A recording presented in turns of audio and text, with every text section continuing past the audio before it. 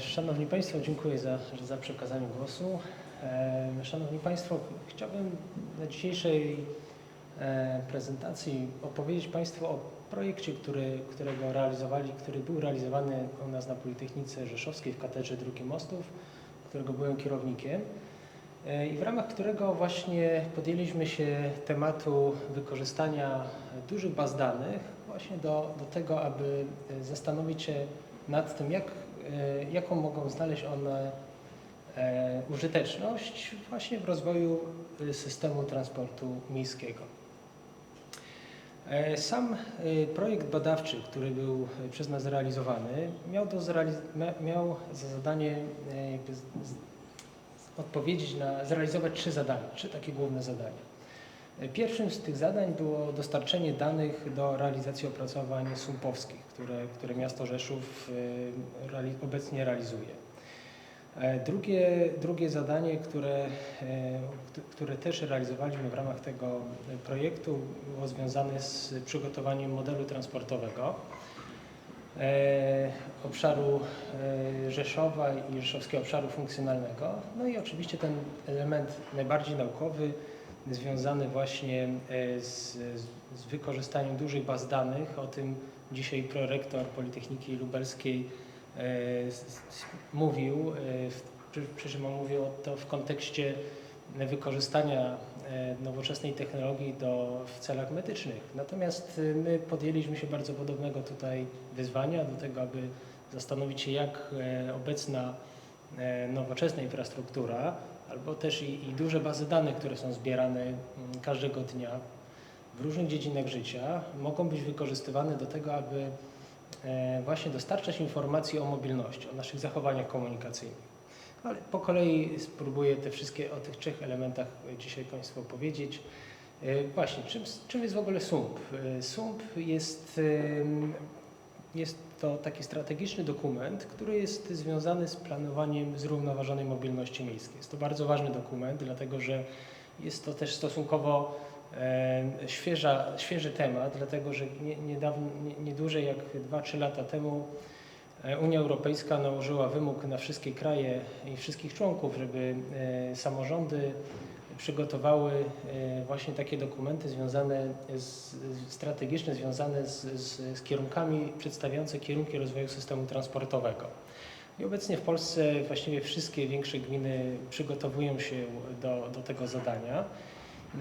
Jest to ważne, dlatego że w najnowszej perspektywie unijnej, jeżeli będziemy chcieli uzyskać wsparcie ze środków Unii Europejskiej, ale również i możliwe, że wsparcie ze środków krajowych, trzeba będzie takim dokumentem się wykazać i pokazać, że w tym dokumencie przewidzieliśmy na przykład potrzebę rozbudowy tego systemu transportowego, gdzie zakładamy, budowę nowej linii tramwajowej czy jakiegoś systemu parku i jeździ. Jeżeli tego nie będzie w tym dokumencie, no to wtedy ciężko będzie uzyskać nam dofinansowanie na tego typu rozwiązania.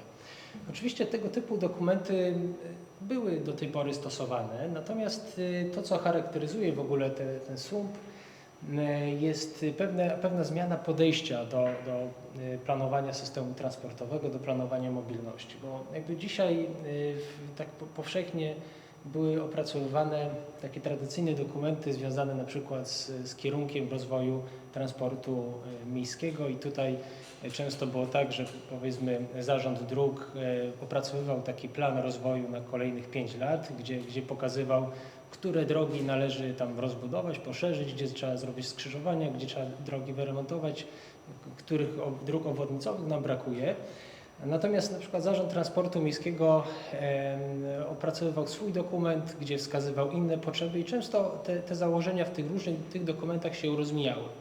Natomiast sam SUMP jest takim rozwiązaniem, który multimodalnie jakby integruje różne systemy transportowe, w którym jednocześnie analizujemy wpływ danej inwestycji na funkcjonowanie transportu samochodowego, na funkcjonowanie transportu publicznego. No i generalnie chyba największą korzyścią z tego podejścia jest również to, że analizujemy tutaj nie tylko obszar administracyjny miasta, ale taki obszar funkcjonalny. Czyli jeżeli mamy takie miasto jak Lublin, które de facto ściąga również wiele podróży, wiele osób do siebie z gmin sąsiednich, no to nie możemy zamykać się w myśleniu o rozwoju transportu miejskiego tylko patrząc na granice miasta, ale też trzeba popatrzeć na to szerzej. Trzeba popatrzeć, jakie są rzeczywiste potrzeby na przemieszczanie się mieszkańców danego obszaru, danego regionu, no i do tego dostosowywać odpowiednie rozwiązania.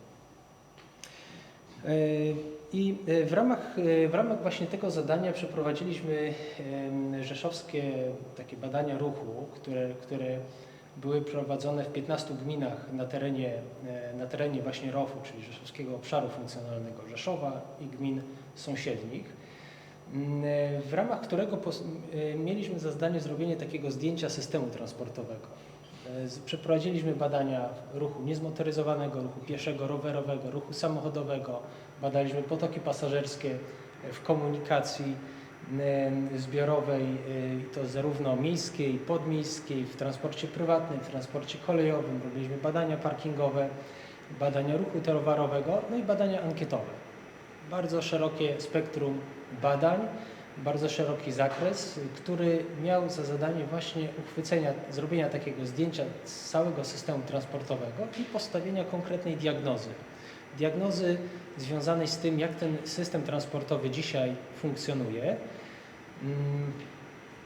No i też jakby do każdego tego zadania, które tutaj wykonaliśmy, przedstawiliśmy pewne rekomendacje, które należałoby wprowadzić, związane właśnie z tym, aby ten system transportowy mógł pracować lepiej. Kolejny element, który tutaj pojawił się w ramach tego projektu, to jest ten właśnie model transportowy. On pełni też bardzo ważną rolę w całym słupie, który miasto przygotowuje. Tutaj w ogóle podejście jest to jeden z takich elementów nierozerwalnych. Jeżeli chcemy dobrze przygotować taki plan mobilności, musimy mieć model. Dlatego, że z jednej strony możemy zrobić badanie tego, jak dzisiaj funkcjonuje transport publiczny, ale jeżeli chcemy opracować dokument, który będzie wykorzystywany przez kolejne lata, który będzie też wskazywał pewne kierunki rozwoju systemu transportowego, to musimy te nasze pomysły skonfrontować. Możemy oczywiście robić to na wyczucie, ale wtedy narażamy się na taki problem, że pewne rozwiązania mogą być po prostu nietrafione. Może się okazać, że to nie będzie ta droga. I w ten sposób w najgorszym wypadku okaże się, że zainwestowane miliony złotych albo setki milionów złotych w dane rozwiązanie po prostu będą nieefektywne. Powstaną na przykład parkingi przesiadkowe, z których nikt nie będzie chciał korzystać. Stąd też właśnie zastosowanie takich modeli transportowych, modeli symulacyjnych pozwala nam wyprzedzić tą rzeczywistość, te nasze działania i w takiej wirtualnej rzeczywistości sprawdzić efekty nasze propozycje. Tutaj jakby też dużą zaletą takich modeli transportowych jest to, że jesteśmy w stanie też zauważyć pewne takie relacje związane z wpływem różnych działań, które mogą poprawić funkcjonowanie funkcjonowanie takich parkingów przesiadkowych. Żeby ten parking przesiadkowy dobrze działał, umieszczony na granicy miasta, trzeba wprowadzić szereg innych rozwiązań, wtedy on może być bardziej efektywny. O tych samych modelach jeszcze dzisiaj kilka słów powiem, ale przejdę do analizy źródeł właśnie do tych big data, czym one są w ogóle, te big data. I mówi się o tym, po prostu to są po prostu duże bazy danych. Dzisiaj żyjemy w świecie takiej powszechnej cyfryzacji, gdzie możemy opomiarować niemalże każdy element naszego życia, jakiegoś procesu. No i dzisiaj właśnie nie jest problemem zbieranie informacji, ale często problemem staje się analizowanie tej informacji, przetwarzanie tej informacji. Mamy tak dużo danych, że czasami nie wiemy w ogóle jak te dane, co możemy z nimi zrobić. I w wielu wypadkach jest tak, że właśnie ta technologia, którą stosujemy, pozwala nam zbierać tych danych dużo, natomiast my wykorzystujemy tylko wierzchołek tych danych. I tutaj postanowiliśmy się właśnie temu przyjrzeć i zastanowić, co jeszcze możemy z tych danych wyciągnąć, właśnie po to, co możemy wyciągnąć z tych danych, żeby można było to wykorzystać właśnie w sterowaniu, w zarządzaniu systemem transportowego. I tutaj jakby przyjęliśmy takie założenie, że przeprowadzimy na potrzeby realizacji w ogóle budowy takiego modelu transportowego, postanowiliśmy zebrać informacje jakby potrzebne do funkcjonowania takiego modelu na dwa sposoby. Po pierwsze, wykonaliśmy podejście klasyczne, w którym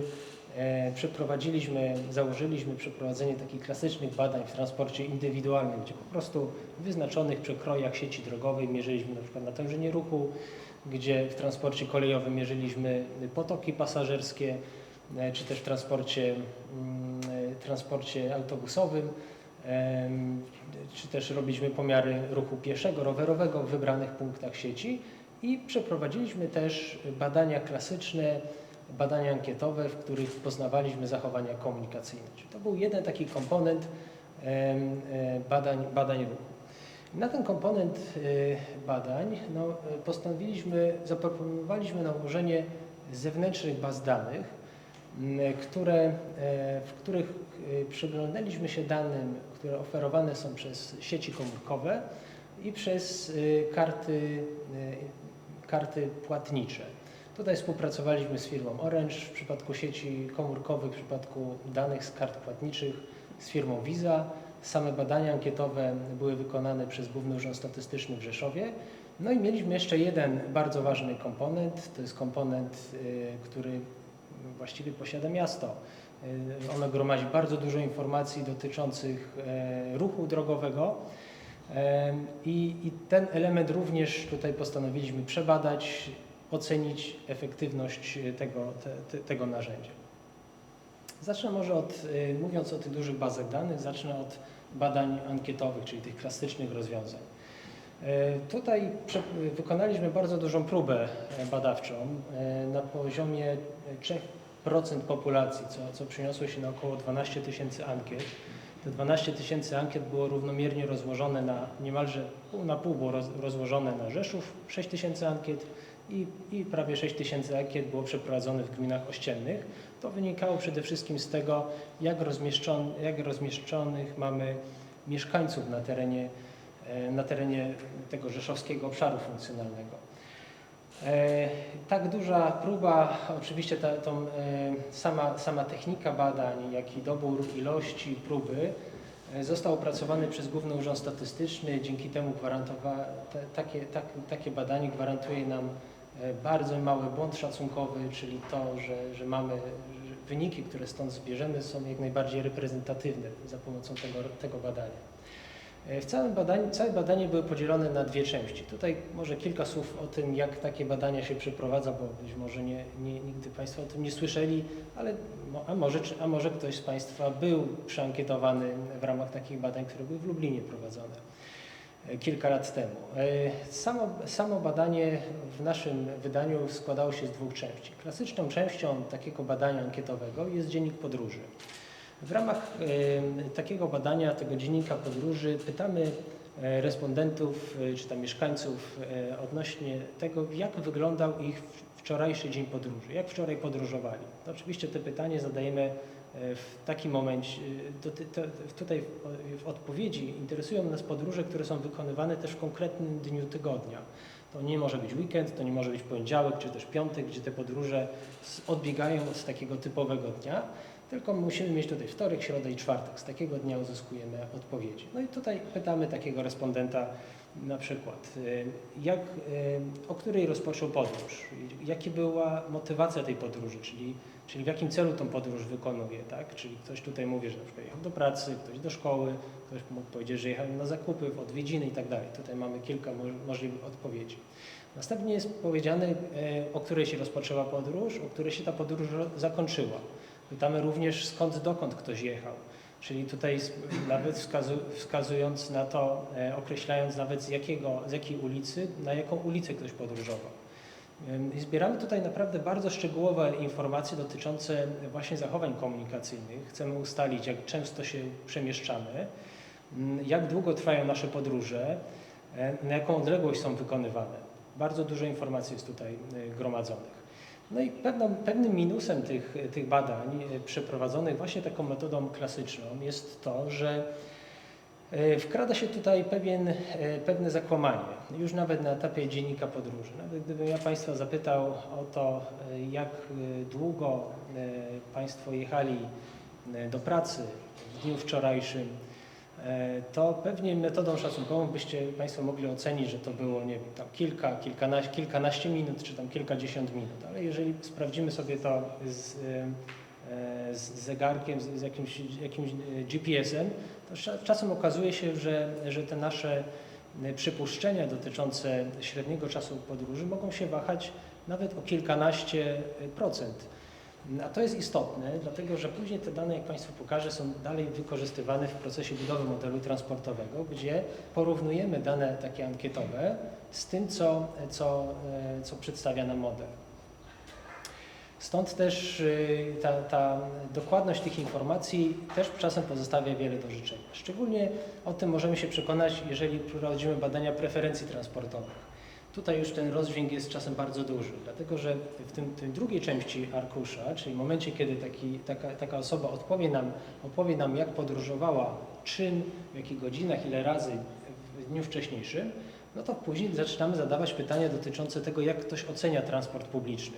Czyli na przykład korzysta z transportu zbiorowego, jeżeli korzysta, to na przykład co w tym ceni, w tym transporcie zbiorowym, albo co uważa, że powinno być w tym transporcie zmienione. No i tutaj też już pojawiają się pewne takie, te badanie preferencji transportowych musi być ułożone w bardzo przemyślany sposób. Tutaj już jest również cała nauka, cała maszyna związana z tym, jak układa się w ogóle badania ankietowe, bo może się okazać, że i często tak się okazuje, że jeżeli badamy preferencje transportowe, to dana osoba na pytanie odnośnie tego, czy korzysta z transportu publicznego, zaznaczy odpowiedź, że korzysta regularnie, ale jeżeli później będziemy porównywać takie odpowiedzi badań preferencji z dziennikiem podróży, to dostajemy pewien rozjazd tych odpowiedzi. I tak się okazało w Rzeszowie, że wśród respondentów osoby, które regularnie korzystają z transportu publicznego, to zdeklarowało się prawie 35% osób, która mówi, że regularnie z transportu publicznego korzysta. Ale jak sprawdziliśmy dzienniczek podróży, to okazało się, że niecałe 20% osób w dniu wczorajszym taką podróż wykonywało. Więc no tutaj czasami naciągamy pewne odpowiedzi, nie wiem czemu, po prostu taką mamy naturę, że chcemy może przed kimś lepiej wypaść. No i tutaj zaznaczymy sobie, że jesteśmy do przodu bardzo. Czy tam proekologicznie. I w wyniku takich badań dostajemy, tak jak powiedziałem, bardzo szczegółowy obraz tego i pewną charakterystykę szczegółową dotyczącą tego, jak się przemieszczamy. Po prostu możemy ocenić w ogóle, w jakich godzinach podróże się rozpoczynają, kiedy są te szczyty komunikacyjne, jak wygląda okres międzyszczytowy, ale nawet możemy się tutaj przyjrzeć temu, jak wygląda rozkład podróży w zależności od motywacji tych podróży. Tutaj na tym wykresie wyżej widzą Państwo, jak wyglądają podróże, które są realizowane z domu do pracy, tak, w szczycie porannym, albo z pracy do domu. I ten szczyt tutaj wypada przede wszystkim gdzieś na godzinę 6, gdzie te podróże się rozpoczynają. Natomiast jeżeli porównamy sobie to z motywacjami związanymi z dojazdem na uczelnię, to ten szczyt jest przeniesiony, szczególnie poranno, przynajmniej godzinę, a popołudniowy jest trochę bardziej rozłożony, mniej intensywny.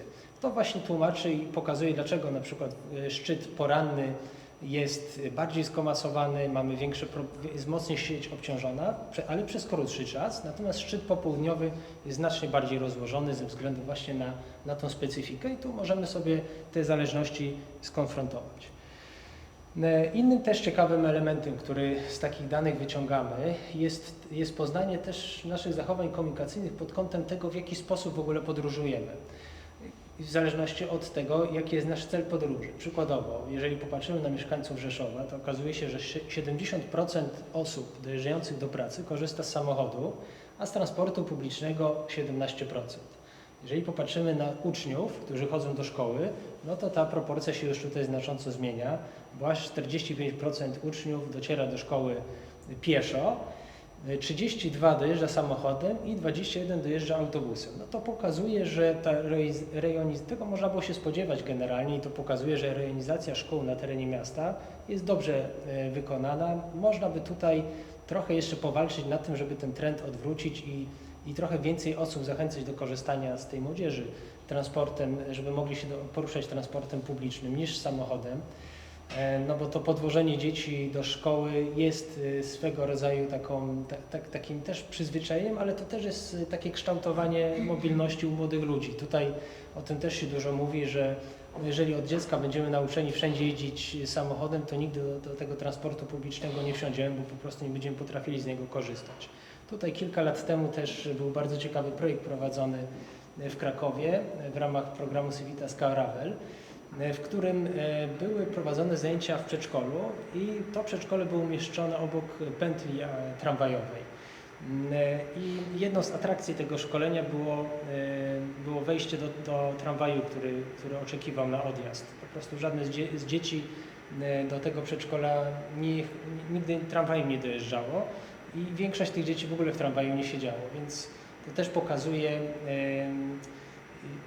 pewien problem, z którym możemy mieć do czynienia, bo dzisiaj walczymy dzisiaj staramy się przekonywać mieszkańców do tego, żeby częściej chętniej korzystali z transportu publicznego, no ale trzeba to robić od najmłodszych dzieci. Ale też ciekawym tutaj wynikiem, który nas trochę zaskoczył w tym przypadku, jest to, jak podróżują studenci. To jest ostatni ten wykres, który tutaj widzicie. No i na tym wykresie okazuje się, że studenci tylko 16% studentów na uczelnię dojeżdża samochodem.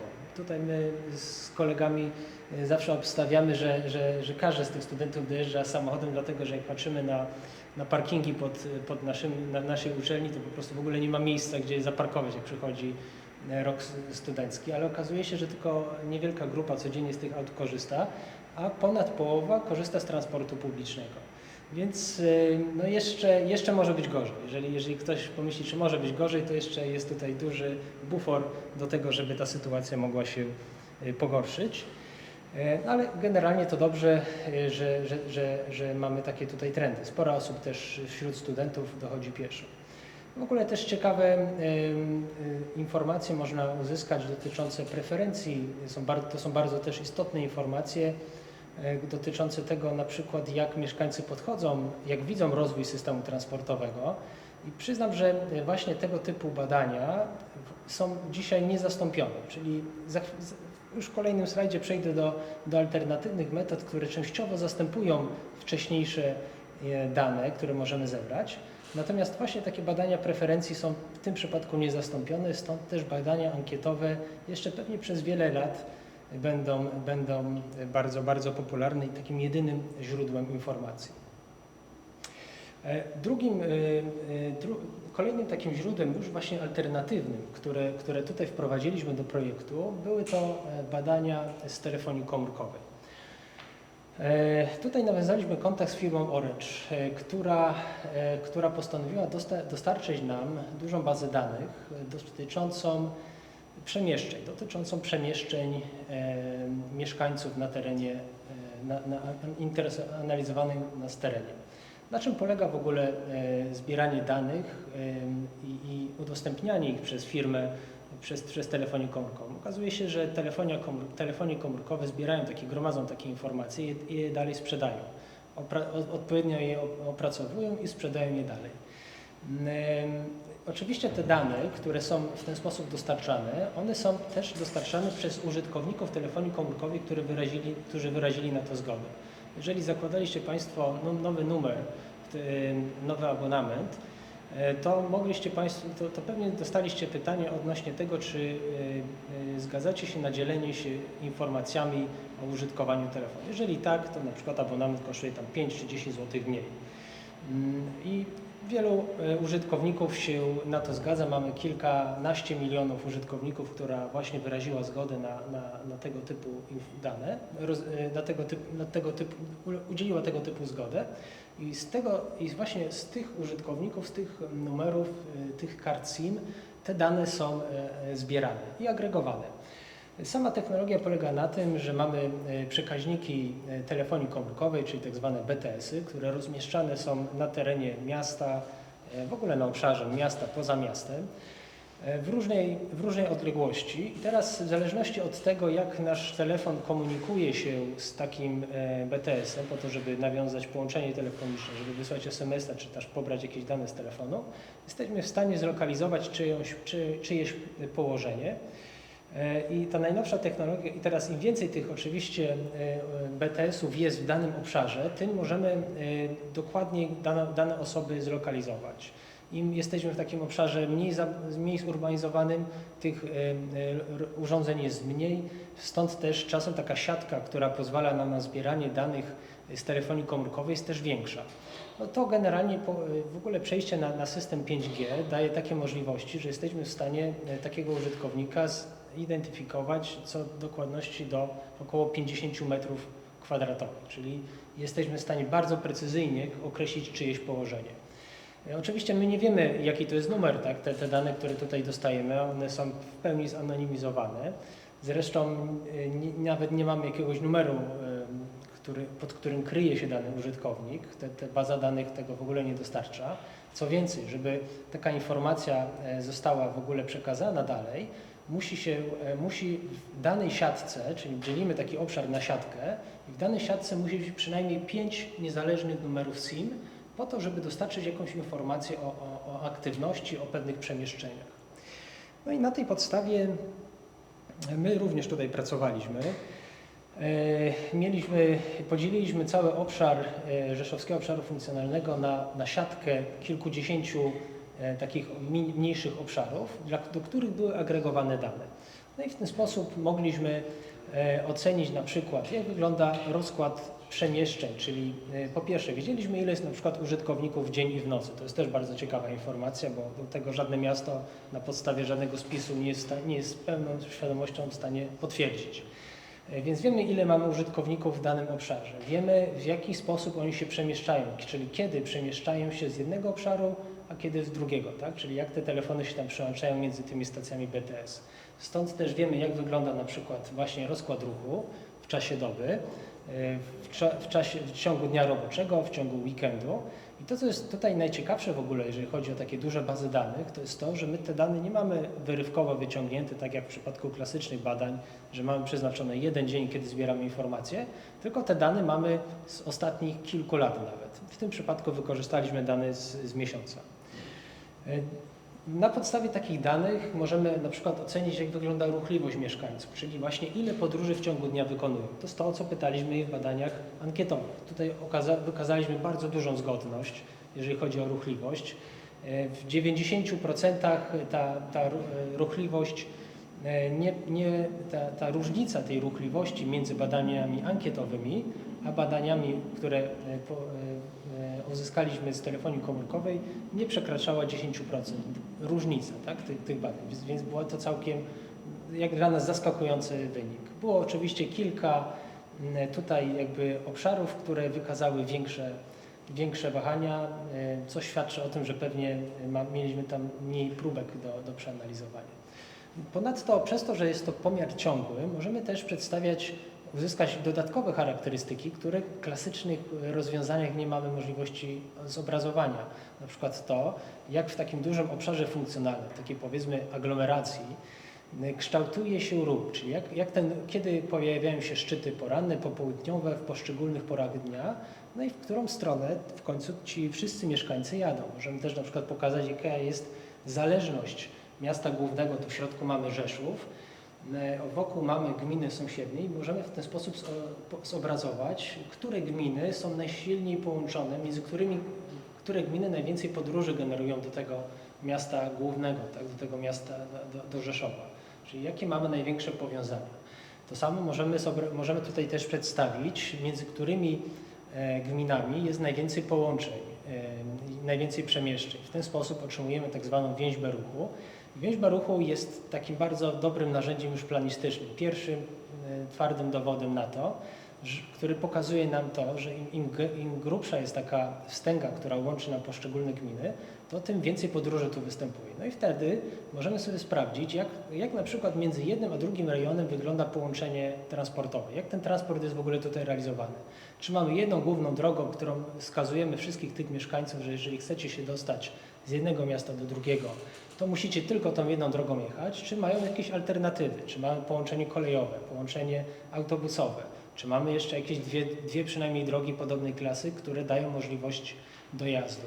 No i to jest już taki pierwszy element kierunkowy, który pokazuje to, jak układ drogowy powinien być rozwijany. No ale mamy też inne połączenia, które są cienko narysowane, albo w ogóle jest brak pewnych połączeń, który wskazuje o tym, że w ogóle między danymi gminami nie ma żadnych zależności, stąd też rozbudowa układu drogowego na tych kierunkach będzie nieuzasadniona. Drugim tutaj też źródłem danych, które postanowiliśmy wykorzystać, to są karty płatnicze.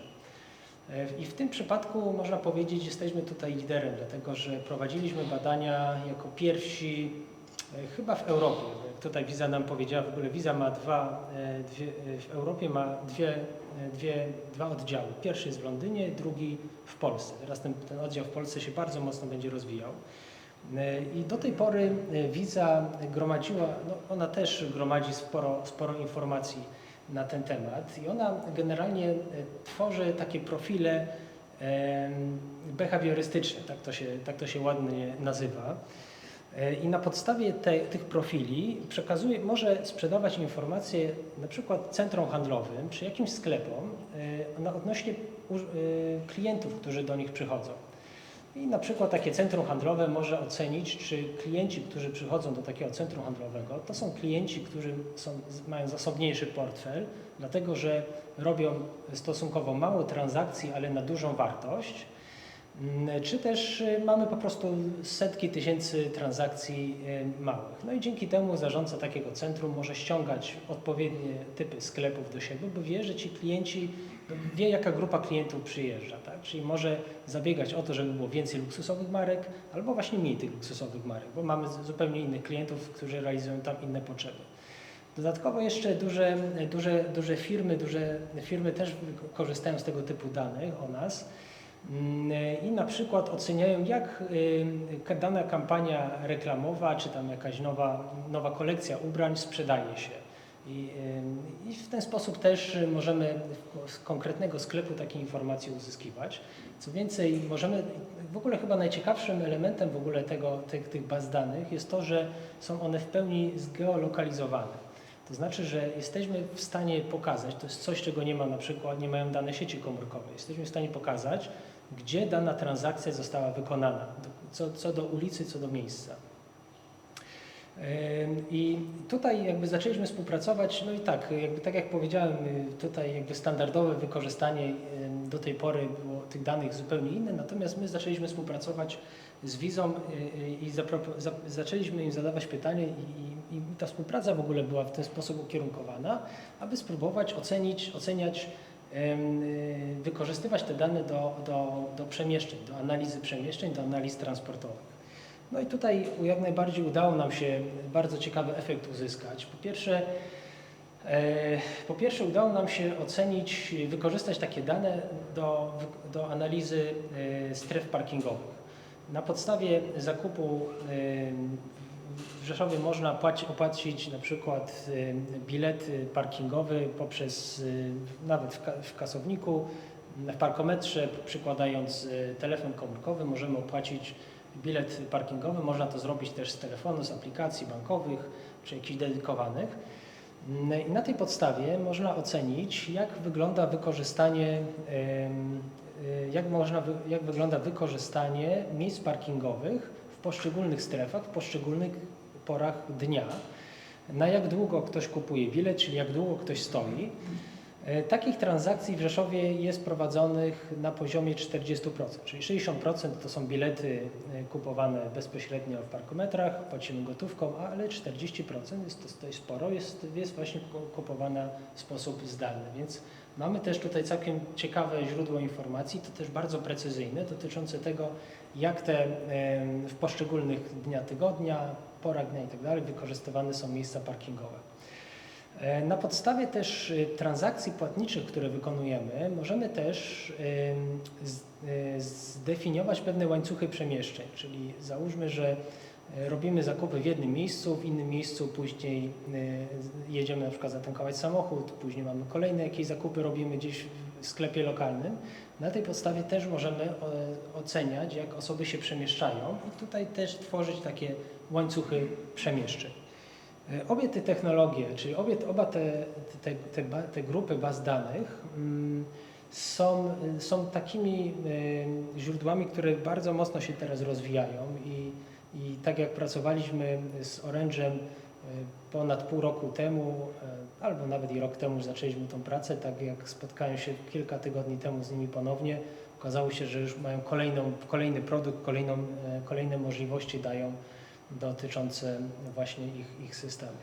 No i ostatnia ta baza danych, z której korzystaliśmy, to jest ta infrastruktura ITS-owa, czyli dzisiejsze miasta tworzą duże bazy danych, zbierają informacje na przykład z skrzyżowań, gdzie mamy informacje dotyczące natężenia ruchu na poszczególnych wlotach, mamy zbierane informacje z transportu publicznego, gdzie autobusy są wyposażone w autokomputery, w lokalizatory GPS, potrafią zliczać pasażerów, którzy wsiadają, wysiadają z autobusu.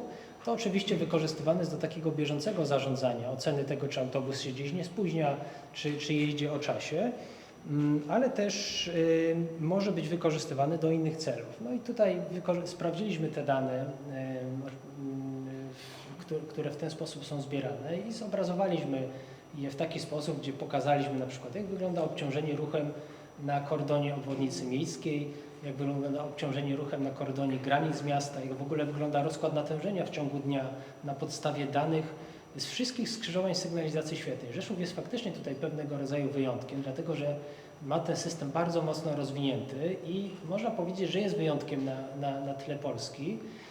Dlatego, że o ile właściwie wszystkie duże miasta w Polsce mają takie systemy, mogą się nimi pochwalić, to nie zawsze pokrycie tymi systemami jest tak duże. U nas jest bardzo duże pokrycie tym systemem, stąd też można z tych danych w pełni korzystać. My to sprawdzaliśmy, bo robiliśmy badania klasyczne, takie przy użyciu po prostu przy współudziale obserwatorów, którzy robili te same rzeczy i sprawdzaliśmy, na ile dokładny jest system automatyczny, na ile dokładny jest system taki ręczny i im wyżej okazało się, że te systemy są na bardzo wysokim poziomie i mogą jak najbardziej znaleźć zastosowanie do aktualizacji, do wykorzystania tych danych w transporcie.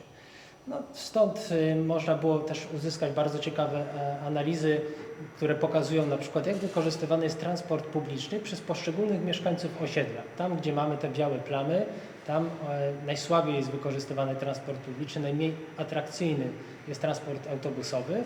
Tam, gdzie mamy te najciemniejsze plamy, tam tych podróży jest realizowanych najwięcej, tam najwięcej osób wsiada, czy też wysiada z tych miejsc. Stąd też w ogóle ta grupa baz danych, tak jak powiedziałem, w mieście jest wykorzystywana w jakichś kilku procentach, natomiast daje bardzo duży potencjał do znacznie szerszych analiz.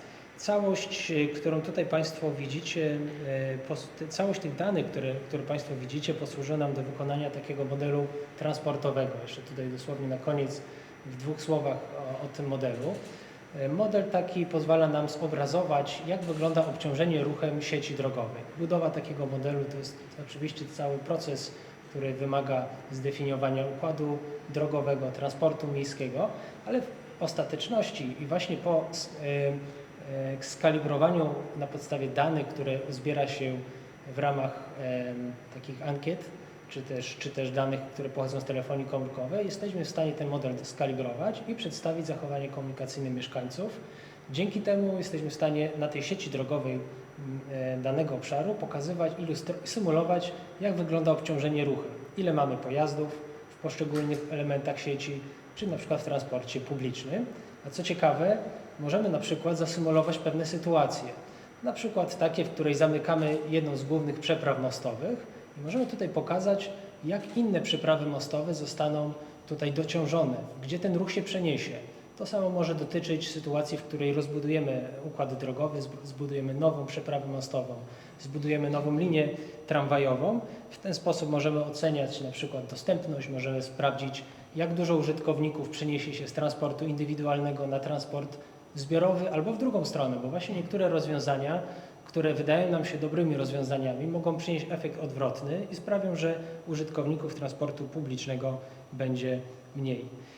Podsumowując, no to podobnie to jest wszystko, o czym do tej pory Państwu wspomniałem. Głównym takim elementem, który tutaj badaliśmy, wykonaliśmy dużą pracę, która pozwoliła dostarczyć informacji do opracowania SUMP-u. Opracowaliśmy model transportowy, ale przede wszystkim udowodniliśmy, że te alternatywne duże bazy danych mogą zastąpić dane klasyczne i mają sporo jakby tutaj, dają nam sporo korzyści dodatkowych. To wszystko, dziękuję bardzo.